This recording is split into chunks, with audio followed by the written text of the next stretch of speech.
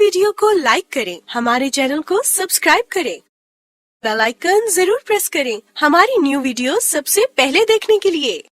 Subscribe करने के बाद ना घंटी बजा देना, ताकि जब भी मैं कोई न्यू वीडियो अपलोड करूं तो तुम्हारे फोन की घंटी भी बजे।